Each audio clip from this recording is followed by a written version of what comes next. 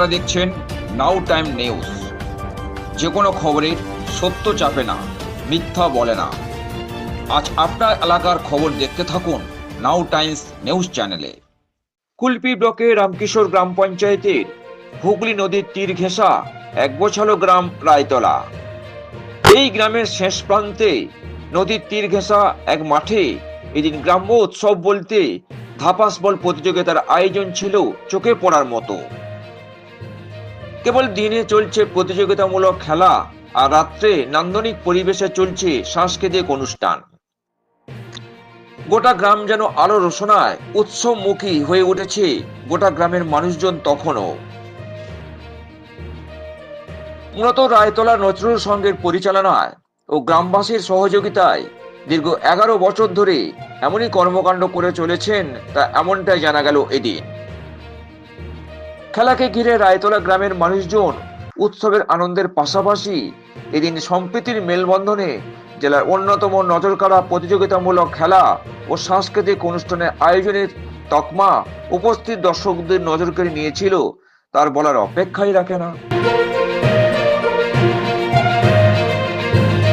সমস্ত ক্রীড়াপ্রেমী মানুষকে জানাই আমাদের রায়তলা নজরুল সংঘের পক্ষ থেকে হার্দিক অভিনন্দন। আমরা কুলপি ব্লকের রামকিশোর গ্রাম পঞ্চায়েতের এক গোছালো রায়তলা গ্রামের বাসিন্দা হইতেছি।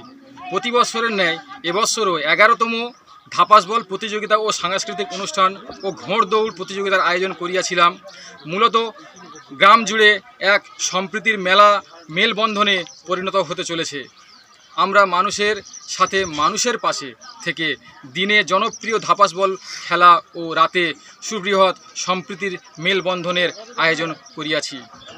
কুলপি ব্লকের বিধায়ক ও কুলপি ব্লক সভাপতির নেতৃত্বে প্রশাসনের সহযোগিতায় তাদেরকে সঙ্গে নিয়ে আমাদের এক সুবিশাল যাত্রাপথ শুরু করতে চলেছি।